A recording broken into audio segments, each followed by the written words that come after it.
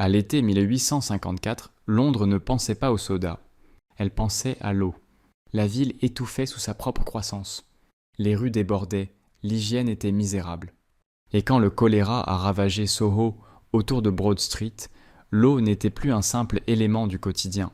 C'était une question de confiance, une question de risque, une question de savoir si ce qui paraissait propre pouvait quand même vous rendre malade. C'est dans ce monde-là que les boissons fermentées gardaient tout leur sens, pas comme nouveauté, pas comme produit lifestyle, pas comme des canettes brillantes rangées sous des néons. Elles avaient du sens parce que pendant des siècles, dans bien des endroits, la fermentation a été l'une des façons ordinaires de rendre des ingrédients instables plus vivants, plus sûrs et plus faciles à conserver. Bière légère, ferment maison, boisson naturellement pétillante, tout cela appartenait à une époque où une boisson n'était pas censée être chimiquement uniforme. Elle était censée faire son travail. Et quelque part dans cet ancien monde, il y avait la bière de gingembre. Pas le ginger ale vif et industriel que la plupart des gens imaginent aujourd'hui, mais une boisson trouble et active, faite de gingembre, de sucre, d'eau et de microbes. Elle faisait pchit, se troublait, laissait du dépôt, montait en pression dans la bouteille, et a longtemps fait partie de la vie domestique en Grande-Bretagne et ailleurs comme une vraie fermentation, pas juste un goût. C'est ça qui s'est perdu. Car l'histoire du soda au gingembre ne parle pas vraiment de sucre, ni vraiment de bulles. Les bulles sont restées. Le sucre est resté. Ce qui a disparu, c'est le processus vivant qui faisait de cette boisson ce qu'elle était. Au XIXe siècle, la bière de gingembre était devenue très familière en Grande-Bretagne.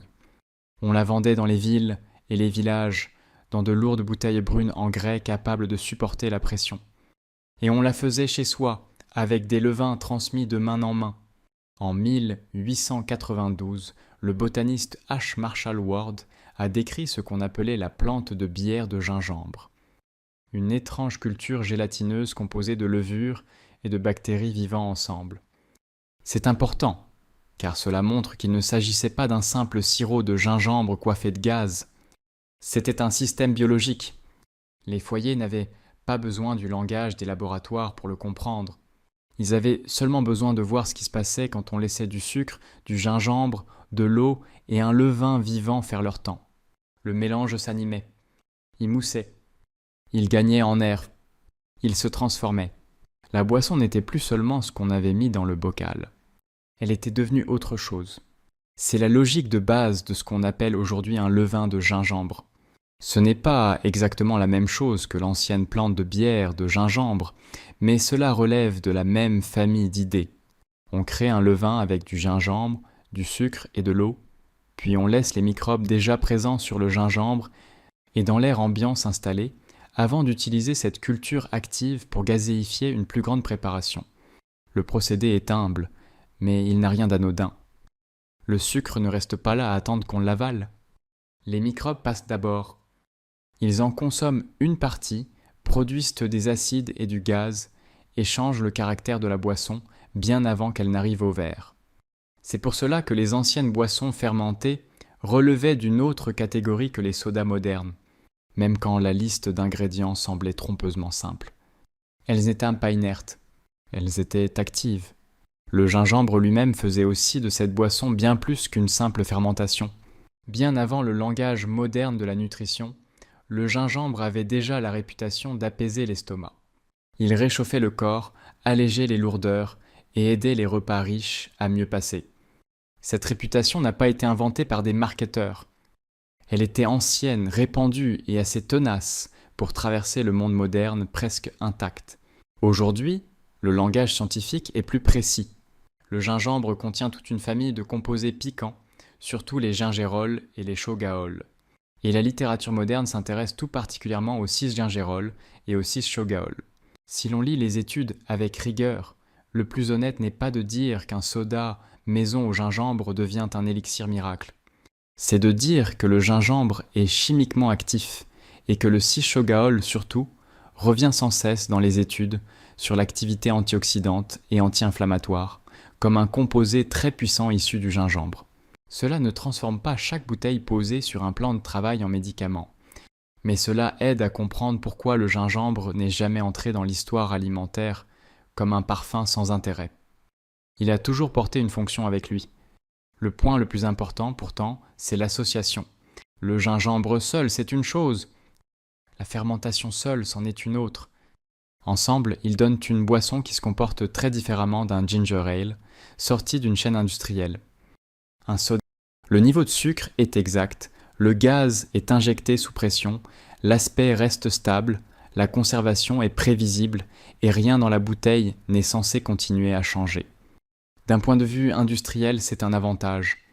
Cela permet d'expédier plus loin, de stocker plus longtemps et de vendre avec moins de risques. Un soda vivant au gingembre n'entre pas proprement dans ce système. Il peut aller plus vite dans une pièce chaude et plus lentement dans une pièce fraîche. Un lot peut être plus actif que le suivant. La pression peut monter si on l'ignore. Un dépôt se forme au fond. Le goût bouge. Autrement dit, il se comporte comme quelque chose de vivant. Ce qui le rend fascinant dans une cuisine le rend gênant dans une usine. Et cet inconvénient compte plus qu'on ne l'imagine. Quand on parle de l'essor du soda, on parle souvent comme si la boisson moderne avait simplement amélioré ce qui existait avant. Mais en pratique, les boissons industrielles ont gagné parce qu'elles réglaient des problèmes industriels. Elles étaient plus petites, plus nettes, plus rapides, plus faciles à standardiser et moins dépendantes du temps. Il n'était plus nécessaire d'attendre que les microbes fassent leur travail. Il suffisait d'aromatiser un sirop, de le gazéifier mécaniquement, de sceller la bouteille et de l'expédier.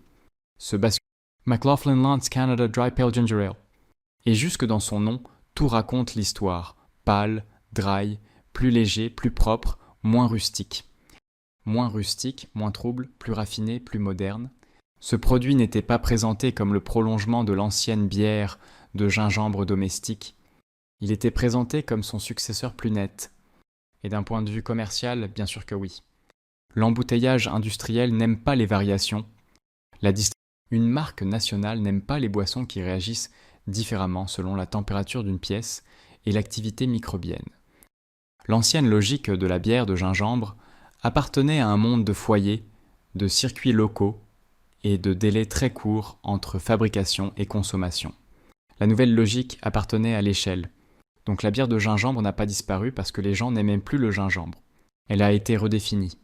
La racine est restée, la fermentation s'est effacée, et la bulle a été séparée de la biologie qui la produisait autrefois. Avec le temps, cela est devenu si normal que la plupart ont oublié que le soda venait d'une autre tradition. C'est pour ça qu'aujourd'hui, on entre dans un magasin et l'on voit des canettes qui promettent une meilleure digestion, des ingrédients plus simples, moins de sucre, des fibres, des prébiotiques ou une alternative plus douce au soda classique. Certains sont des produits tout à fait corrects. Ce n'est pas le sujet. Le sujet, c'est le schéma. Le marché essaie de redonner du sens à une catégorie qu'il avait lui-même aplatie en simple eau sucrée aromatisée, et il le fait en version premium. Une seule canette coûte souvent plus cher que les ingrédients d'un lot entier fait maison à partir d'un levain de gingembre. Encore une fois, il ne s'agit pas de dire que l'industrie est mauvaise et la cuisine pure. C'est plus simple que ça. Les grands groupes des boissons excellent à vendre de la praticité, de la régularité et du marketing. Ils sont beaucoup moins doués pour préserver l'ancienne logique d'une boisson qui se fabrique en partie avec le temps. C'est cette ancienne logique qu'un levain de gingembre rétablit. Pas parfaitement, pas dans tous les détails historiques, et pas comme une solution magique à tous les problèmes alimentaires modernes, mais assez pour changer de catégorie. Quand on en prépare un, la première surprise, c'est le peu qu'il faut. Du gingembre, on le nourrit chaque jour et l'on commence à voir ce avec quoi les foyers d'autrefois travaillaient. Des bulles à la surface, un léger pchit, un voile trouble, les signes indéniables que le mélange n'est plus immobile. À partir de là, la boisson elle-même devient simple. On prépare une infusion de gingembre bien corsée, on la sucre, on la laisse refroidir complètement.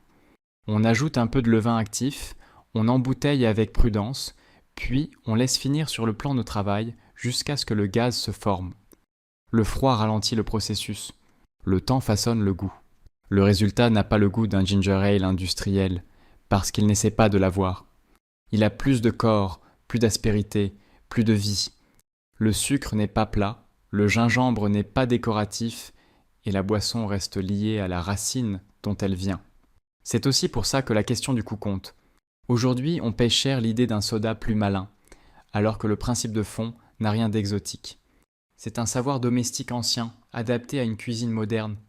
Une fois le procédé compris, on cesse de voir la fermentation comme un artisanat de spécialistes, et on commence à la voir comme une technologie humaine très ordinaire que l'industrie a écartée parce qu'elle avait des moyens plus simples de faire des bulles.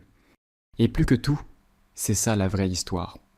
Non pas que toutes les vieilles boissons étaient meilleures pour la santé, non pas que chaque fermentation maison soit automatiquement supérieure, non pas que le passé était secrètement parfait et le présent détraqué.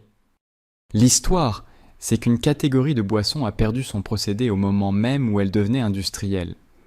Le soda au gingembre a commencé comme une boisson vivante. Il contenait des microbes, du mouvement, de la variation et du temps. Puis, la catégorie a été simplifiée en quelque chose de plus propre, plus stable et plus facile à vendre. Les bulles ont survécu à cette transition. Le nom y a survécu. Même le goût du gingembre y a survécu. Mais la vie, elle, a été retirée. Et maintenant, plus d'un siècle plus tard, le marché revient vers la même promesse avec un nouveau langage et un meilleur emballage. Moins de sucre, meilleur pour le ventre, plus de bénéfices, une boisson pétillante, plus intelligente. Très bien. Mais l'ancienne version est toujours là, sous les yeux de tous, posée sur un plan de travail aussi humble qu'autrefois. Un peu de gingembre, un peu de sucre, un peu de patience. Et se rappelle qu'avant que le ginger ale ne devienne un soda, c'était une fermentation.